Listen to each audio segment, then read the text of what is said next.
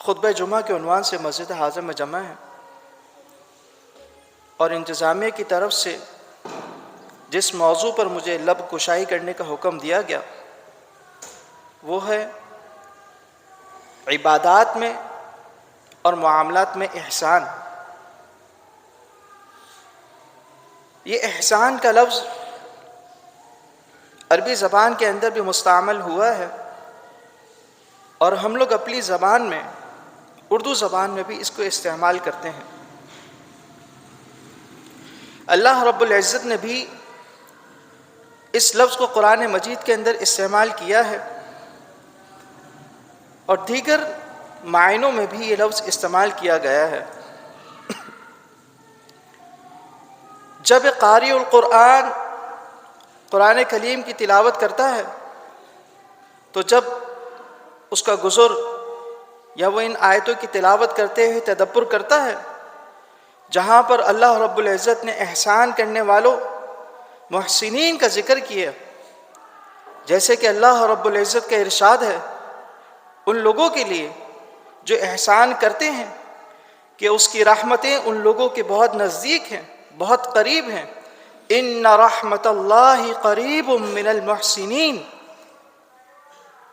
تو وہ رکتا ہے اور اپنا محاسبہ کرتا ہے کہ آیا یہ آیت مجھے مخاطب کر رہی ہے یا نہیں؟ کیا میں اللہ کے ان بندوں کے اندر اپنا شمار کروا سکتا ہوں جن کو اللہ رب العزت نے محسنین کے نام سے گردانا ہے، جن کو محسنین کے نام سے اپنے قرآن کریم میں ذکر کیا، جن کا تعارف محسنین کے نام سے بتلایا؟ کیا میں ان لوگوں میں ہوں یا نہیں؟ وہ دیگر آیات کی تلاوت کرتا ہے تو وہ جانتا ہے کہ اللہ رب العزت نے قرآن مجید کے اندر فرمایا کہ اللہ مومنین کا اجر ضائع نہیں کرے گا۔ ان اللہ لا یضیع اجر المحسنین۔ وہ تدبر کرتا ہے اس آیت پر، کیا وجہ ہے کہ اللہ رب العزت مؤمنین کو اس بات کی، محسنین کو اس بات کی گارنٹی دے رہا، ان کو اس بات کی ضمانت مل رہی اللہ رب العزت کی طرف سے کہ اللہ رب العزت احسان کرنے والوں کا اجر ضائع نہیں کرے گا۔ وہ ان اسباب کو جاننے کی کوشش کرتا ہے، وہ قرآن مجید کی تلاوت کرتا ہے تو اسے مزید آیات بھی ملتی ہیں جہاں پہ اللہ رب العزت نے اپنی محبت کا اظہار احسان کرنے والوں کے ساتھ کیا۔ ان اللہ یحب المحسنین۔ تو اس کے دل میں بھی یہ شوق پیدا ہوتا کہ آخر یہ اللہ کے وہ نیک بندے کون سے ہیں کہ جن کو اللہ رب العزت نے محسنین کے نام سے پکارا، ان کی کون سی ایسی نیکی ہے کہ اللہ رب العزت ان کو پسند کر رہا ہے۔ وہ احسان کو جاننے کی کوشش کرتا۔ تو آئیے اس لفظ احسان کو جانتے ہیں اور پھر اس کا دائرہ کار اس کو جاننے کی اس مختصر سے وقت کے اندر کوشش کرتے ہیں۔ احسان کا لفظ عربی لغت میں حسن سے نکلا ہے، جس کے معنی ہیں خوبصورت ہونا، اچھا ہونا، بھلا ہونا، کسی چیز کو مزین کر دینا، زینت والا بنا دینا، کسی چیز کو عمدہ اور خوبصورت کر دینا۔ یہ اس لفظ کے مشتقات اور اس کے معنی ہیں۔ اور جب احسان کے لفظ کو جاننے کی کوشش کرتے ہیں تو اس کی تعریف کچھ اس طرح کتب کے اندر لکھی گئی ہے کہ اللہ رب العزت کی کسی بھی مخلوق کے ساتھ کسی بھی قسم کی اچھائی یا اچھائی کے تمام کاموں کو احسن طریقے سے انجام دینا، عمدگی کے ساتھ انجام دینا، یہ اس احسان لفظ کی تعریف کی گئی کہ نیکی کے بہت سارے کام، ان نیکی کے کاموں میں سے اگر آپ کسی ایک کام کو کر رہے تو اس کام کے کرنے کے اندر جتنی استطاعت اللہ رب العزت نے آپ کو دی، جتنی آپ کے اندر وسعت ہے، قدرت ہے کہ اس کام کو عمدہ تر عمدہ کر سکیں، خوبصورت سے خوبصورت بنا سکیں، آپ اپنی کوشش کریں۔ یہ آپ کا کوشش کا کرنا، یہ آپ کا جد و جہد کرنا احسان شمار ہوگا۔ اس احسان کے بارے میں جبرائیل امین نے اللہ کے نبی صلی اللہ علیہ وسلم کی مجلس میں آ کر سوال کیا تھا، اور یہ واقعہ ایک طویل حدیث کے اندر موجود ہے، میں مختصراً ذکر کرتا ہوں۔ اس حدیث کے راوی عمر بن الخطاب رضی اللہ تعالی عنہ ہیں۔ وہ کہتے ہیں کہ ہم ایک روز اللہ کے نبی صلی اللہ علیہ وسلم کے ساتھ مسجد نبوی میں تشریف فرما تھے کہ ایک شخص آیا جس نے سفید لباس پہنا ہوا تھا۔ وہ شخص ہم میں سے نہیں تھا، یعنی مدینہ کا رہنے والا نہیں تھا، مگر اس شخص کے اوپر سفر کے آثار بھی موجود نہیں تھے۔ ہم میں سے کوئی شخص اس کو پہچانتا نہیں تھا، یہاں تک وہ شخص آیا اور اللہ کے نبی صلی اللہ علیہ وسلم کے سامنے دو بدو ہو کر بیٹھ گیا۔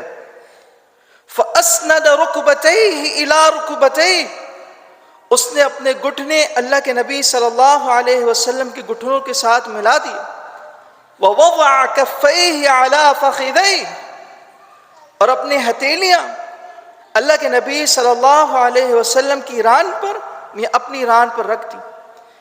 یہ آداب ہیں جو جبرائیل امین سکھا رہے ہیں طلب علم کو، کہ اپنے اساتذہ سے، اپنے مشائخ سے کس طرح گفتگو کرنی، ان کے سامنے کس طرح بیٹھنا۔ علماء کی تکریم سکھا رہے لوگوں کو کہ جب ان سے سوال کرو یا گفتگو کرو تو کس طرح کرو، کس انداز میں بیٹھو۔ اس کے بعد عمر بن الخطاب کہتے ہیں کہ اس شخص کو ہم حیرانگی کی حالت سے دیکھ رہے تھے، نظر سے دیکھ رہے تھے۔ اس نے اللہ کے نبی صلی اللہ علیہ وسلم سے سوال کیا، مل اسلام، اسلام کیا ہے؟ اللہ کے نبی صلی اللہ علیہ وسلم نے اسلام کے بارے میں اس کو بتلایا کہ اسلام کے 5 ارکان ہیں، شہادتین کا اقرار، نماز، روزہ، زکوٰۃ، حج۔ تو وہ شخص آگے سے کہنے لگا، صدقتا، آپ نے سچ کہا۔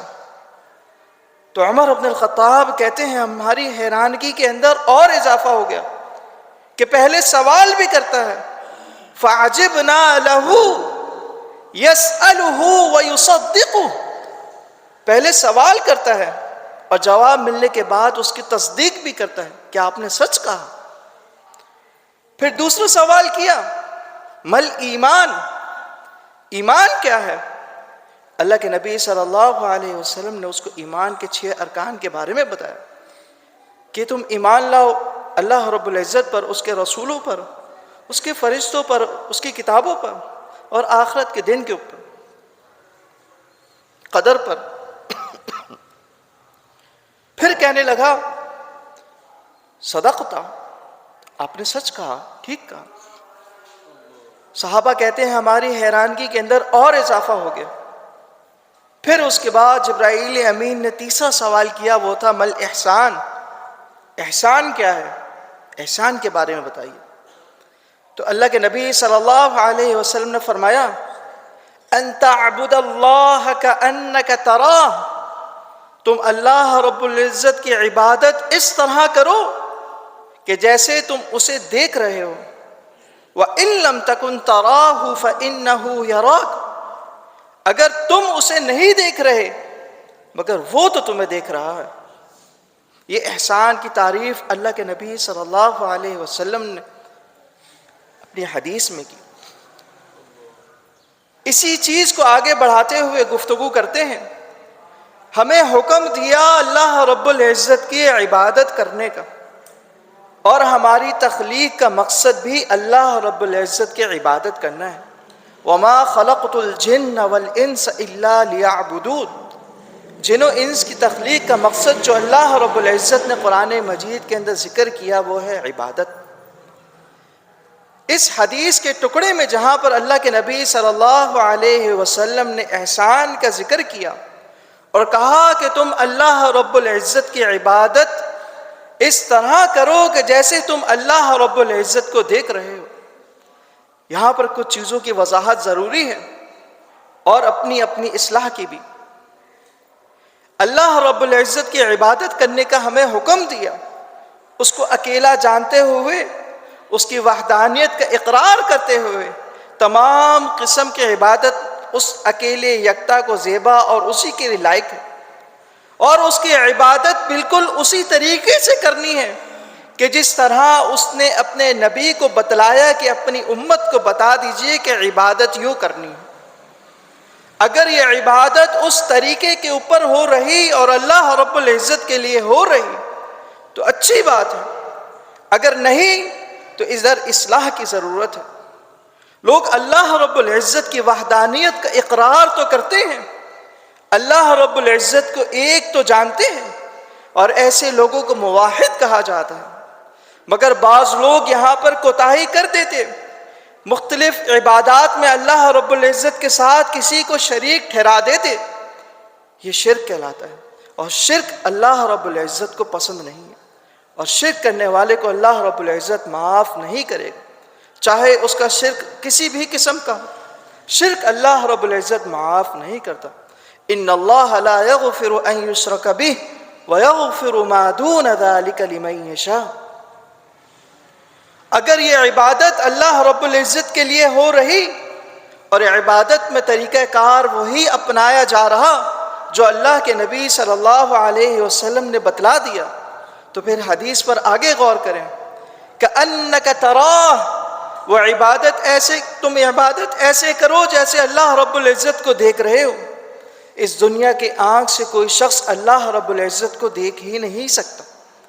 یہ قاعدہ، یہ کلیہ اپنے ذہن میں بٹھا لیں، کیونکہ ہمارے معاشرے میں ایسے لوگ موجود ہیں جو لوگوں کو گمراہ کر رہے، ان کو صحیح راستے سے بھٹکا رہے، ان کو ظلمات کی طرف دھکیل رہے، ان کے عقیدے میں، ان کی باتوں میں لچک نظر آتی، وہ اپنے آپ کو خدا کا درجہ بھی دے دیتے اور اللہ رب العزت کو دیکھنے کے دعوے بھی کر دیتے۔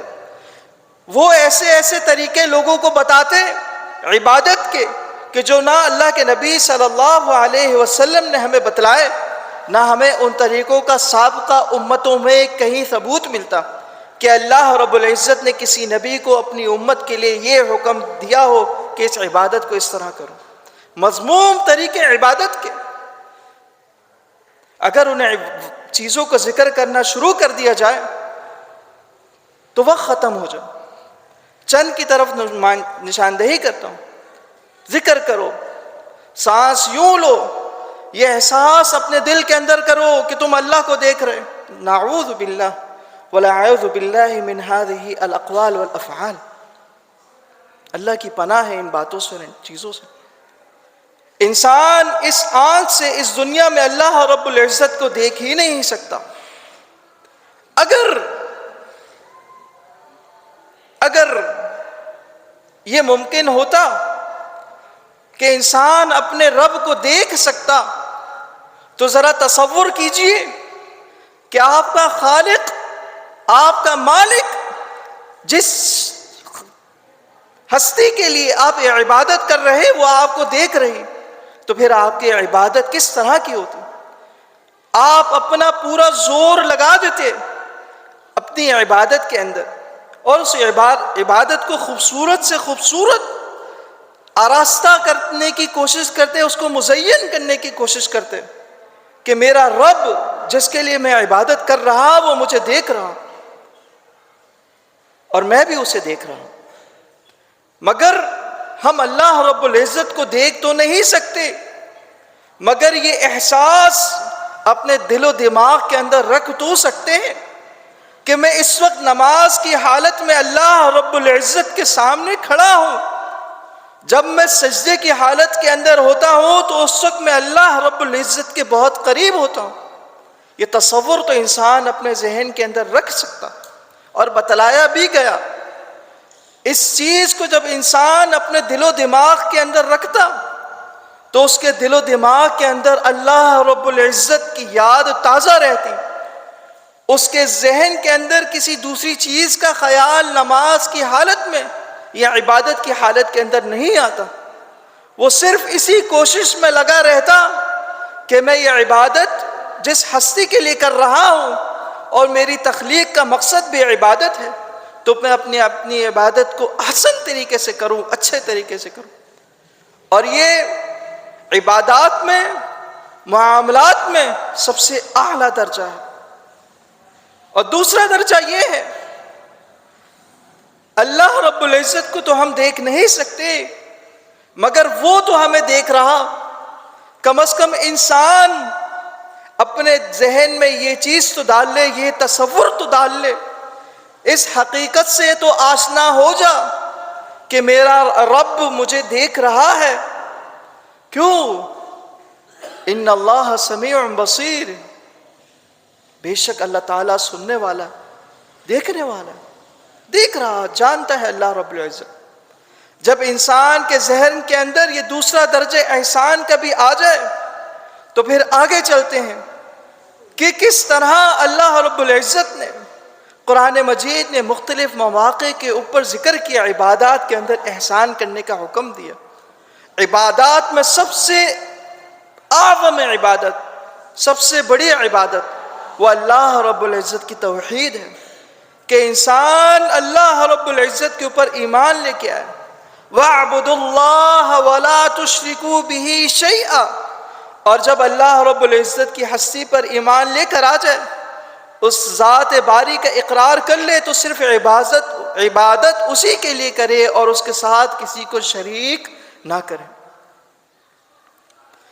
اپنے اس ایمان میں، اپنے اس اسلام میں کسی بھی قسم کا شک، کسی بھی قسم کا تردد نہ لے کر آئے اللہ رب العزت کے بارے میں. تو جو لوگ یہ کام کرتے ہیں ان کے لیے اللہ رب العزت کی طرف سے بشارت ہے. الذین آمنوا ولم يلبسوا ایمانہم بظلم اولئک لہم الامن وہم مہتدون.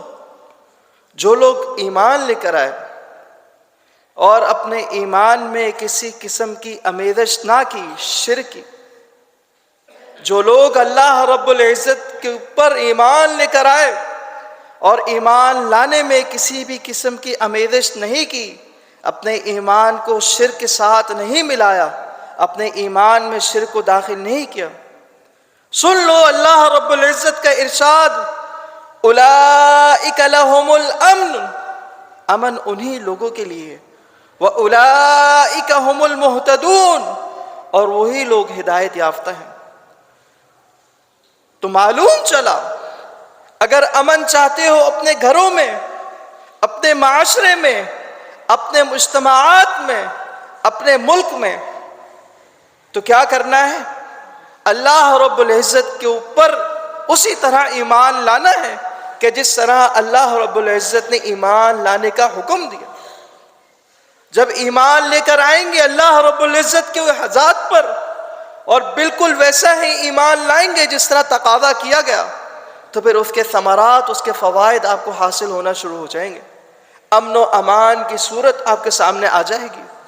وہ ممالک جہاں پر اللہ رب العزت کی توحید کا بول بالا ہے، ذرا جائیے ان علاقوں کی طرف کہ وہ ہاتھ اٹھاتے ہیں اللہ رب العزت کے سامنے اور اپنی حاجات کو اللہ رب العزت کے سامنے پیش کرتے، تو اللہ رب العزت کس طرح ان کے لیے مخرج نکالتا، کس طرح ان کے لیے آسانیاں پیدا کرتا، چاہے کسی بھی قسم کی کیوں نہ ہو. جائیے ذرا ان ممالک کی طرف.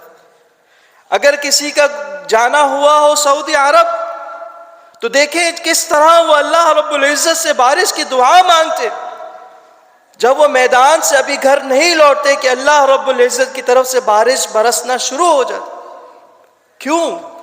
یہ ان کی توحید کہ وہ لوگ اللہ رب العزت کی ذات پر ایمان ویسے لائے کہ جس طرح اللہ رب العزت نے تقاضا کیا، مطالبہ کیا. اگر احسان کا معاملہ انسان کی نماز کے بارے میں دیکھا جائے کہ اللہ رب العزت نے گاہے بگاہے انسان کو نماز پڑھنے کا قرآن مجید میں حکم دیا، وَأَقِيمُوا الصَّلَاةَ وَأَقِيمُوا الصَّلَاةَ وَإِقَامِ الصَّلَاةَ کر کے، تو جان لیں کہ نماز کے اندر احسان کس طرح ہو سکتا، کہ انسان اس عبادت جسے نماز کے نام سے موسوم کیا جاتا ہے بالکل اسی طریقے سے ادا کرے کہ جس طریقے کو اللہ رب العزت نے پسند کیا اور اپنے نبی کو بھیجا کہ اس امت کو جا کر اس طریقے کے بارے میں بتلا دے. اور اس نبی نے بھی علی الاعلان منبر پر نماز پڑھ کر دکھائی اور حکم دیا صلو کما رأیتمونی اصلی، نماز اس طرح پڑھو جس طرح مجھے پڑھتے دیکھتے ہو. تو نماز کو اگر کوئی شخص اس طرح ادا کرتا کہ اس کی شروط کو بھی پورا کرتا ہے، اس کی سنن کو بھی پورا کرتا ہے، اس کے آداب کو بھی مد نظر رکھتا ہے اور اطمینان اور سکون کے ساتھ نماز کو ادا کرتا ہے، تو یقین جانے اس کی یہ نماز، اس کا یہ نماز کا ادا کرنا اس کے لیے کفارہ بن جاتا ہے. اور جو شخص اس کے برعکس کام کرتا تو جان لیجئے کہ اس کی یہ نماز اس کے منہ پر مار دی جاتی اور اس شخص کو سوائے تھکاوٹ کے کچھ حاصل نہیں ہوتا. ایک روز اللہ کے نبی صلی اللہ علیہ وسلم مسجد نبوی میں تشریف فرما تھے. ایک شخص مسجد میں داخل ہوا اور قریب کھڑے ہو کر 2 رکعت نماز پڑھی اور نماز پڑھنے کے بعد اللہ کے نبی صلی اللہ علیہ وسلم کی مجلس میں تشریف لایا، سلام کیا. اللہ کے نبی صلی اللہ علیہ وسلم نے اسے کہا ارجع فصلی فإنک لم تصلی، لوٹ جا کر نماز پڑھ، تو نے نماز نہیں پڑھی. وہ شخص دوبارہ جاتا، نماز ادا کرتا، دوبارہ مجلس میں تشریف لاتا، پھر اللہ کے نبی صلی اللہ علیہ وسلم اس کو یہی کلمات کہہ دیتے لوٹ جا کر نماز پڑھ، تو نے نماز نہیں پڑھی. تیسری دفعہ وہ شخص آتا، پھر اللہ کے نبی صلی اللہ علیہ وسلم اس کو یہی کلمات دہرا دیتے. وہ کہتا ہے اللہ کے نبی صلی اللہ علیہ وسلم لم احسن غیر ہذی، میں اس سے بہتر نماز نہیں پڑھ سکتا، علمنی، مجھے سکھائیے نماز کیسے پڑھوں. پھر اللہ کے نبی صلی اللہ علیہ وسلم اس شخص کو نماز ادا کرنے کا طریقہ بتاتے اور اس کی غلطی کی طرف اس کے نشاندہی کرتے. کہتے جب تو تکبیر کہے سیدھا کھڑا ہو جا اور پھر اللہ رب العزت کی حمد تعریف ثنا بیان کر، اس کے بعد سورۃ الفاتحہ پڑھ اور اس کے بعد جو تجھے میسر آ جائے قرآن کا حصہ اس کی تلاوت کر. پھر تکبیر کہے اور رکوع میں جا اور رکوع میں اپنی کمر کو سیدھا کر، اعتدال کے ساتھ رکوع کر، اطمینان. اس شخص کی نماز میں کس چیز کی غلطی تھی کہ وہ اپنی نماز کے ارکان کے اندر جلد بازی سے کام لے رہا تھا. وہ اپنے سجود میں، اپنے رکوع کے اندر اطمینان اور سکون کا مظاہرہ نہیں کر رہا تھا. ینقر کما ینقر الغراب، وہ لوگ جو نماز کے اندر ٹھونگے مارتے ہیں جس طرح کوا ٹھونگے مارتا ہے، تو جان لو ایسی نماز اللہ رب العزت قبول نہیں کرتا. وہ نماز جس کے اندر اعتدال، اطمینان اور سکون نہیں اس کی حرکات کے درمیان، ایسی نماز مسیح ہے، ضائع ہے. یہ انسان کو تکلیف و مشقت میں ڈالنے والی.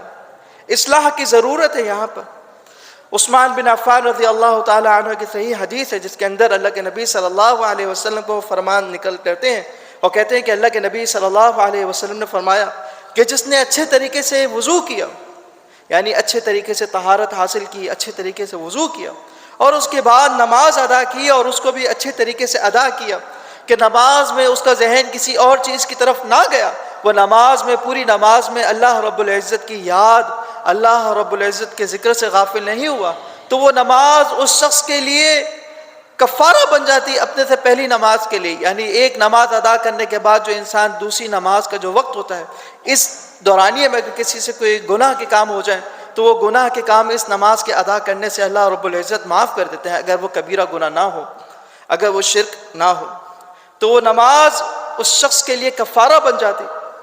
تو دیکھیں کس طرح احسان کا معاملہ ہے کہ اللہ رب العزت پر جب ایمان لانے کی باری آئی تو وہاں پر بھی احسان کو ذکر کیا گیا، جب نماز کی باری آئی تو وہاں پر بھی احسان کو مطلوب کیا گیا. آگے بڑھتے ہیں. اللہ رب العزت نے مسلمانوں کو رمضان کے مہینے میں روزہ رکھنے کا حکم دیا. ہر مسلمان پر روزہ رکھنا فرض ہے، جس طرح ہم سے پہلی امتوں کے اوپر اللہ رب العزت نے روزہ کو فرض کیا. یا ایھا الذین آمنوا کتب علیکم الصیام کما کتب علی الذین من قبلکم لعلکم تتقون.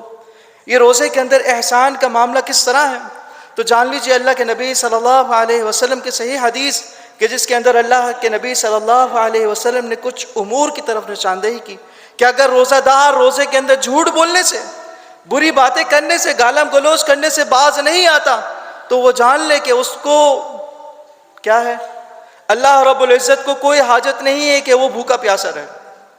من لم یدع قول الزور فلیس للہ حاجتا ان یدع شرابہ وطعامہ. جس نے روزے کے ساتھ جھوٹی بات اور گالم گلوچ سے پرہیز نہ کیا، اجتناب نہ کیا، تو وہ جان لے کہ اللہ رب العزت کو کوئی حاجت نہیں ہے کہ یہ شخص بھوکا اور پیاسا رہے. تو جان لے کہ روزے کے اندر روزے کا تقاضا یہ ہے کہ انسان تمام بری باتوں کو چھوڑ دے، وہ لغو باتوں کو چھوڑ دے جن کو اللہ نے اور اس کے رسول نے پسند نہیں کیا. اگر کوئی انسان یہ کام کرتا ہے یعنی روزے کی حالت کے اندر، تو وہ اپنے روزے کو خوبصورت سے خوبصورت بنانے کی کوشش کر رہا، وہ اس عبادت کے اندر اس اصل روح کو حاصل کرنے کی کوشش کر رہا جس کا اللہ رب العزت نے حکم دیا، جس کے بارے میں اللہ کے نبی صلی اللہ علیہ وسلم نے ترغیب دی. عبادت بہت عظیم ہے، عبادت روزہ. اس کے بعد آگے بڑھے تو زکوٰۃ کی باری آتی ہے.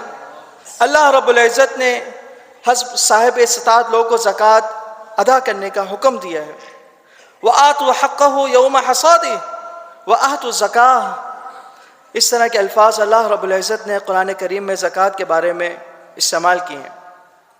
مگر یہی زکوٰۃ اگر کوئی شخص لوگوں کو دیتا ہے دکھانے کے لیے، ریاکاری کے لیے، تو اس عبادت کی اصلی روح فوت ہو جاتی. یہ عبادت زکوٰۃ انسان اس عبادت سے اپنے مال کی تطہیر کرتا ہے، اپنے مال کو پاک کرتا ہے، اور فقراء و مساکین اور دوسرے مصارف و زکوٰۃ جن کا ذکر اللہ رب العزت نے قرآن مجید میں کیا، وہ اس مال میں سے جو اللہ رب العزت نے ادا کیا اس میں سے وہ حق نکالتے ہیں جو اللہ رب العزت نے دوسروں کے لیے اس مال میں مقرر کیا تھا. اس مال کے حصول کے اندر انسان کا کوئی کمال نہیں، بلکہ یہ تو سراسر اللہ رب العزت کا فضل ہے کہ اللہ رب العزت نے انسان کو صاحب استطاعت بنایا، اور اس کے بعد اس بات کی بھی توفیق دی، کیونکہ نیکی کے تمام کام اللہ رب العزت کی توفیق سے ہی اپنے انجام کو پہنچتے ہیں، کہ اللہ رب العزت نے اس انسان کو توفیق دی کہ اپنے اس مال کی تطہیر کرے، اس مال کو پاک کرے، اور اللہ رب العزت کے بندوں کو ان کا حق اس مال میں سے دے. اب کوئی شخص اللہ رب العزت کی راہ میں اس مال کو خرچ کرے اور ریا، نمود و نمائش جیسے کام کرے، تو اس کا یہ مال کا خرچ کرنا اللہ رب العزت کو پسند نہیں آتا.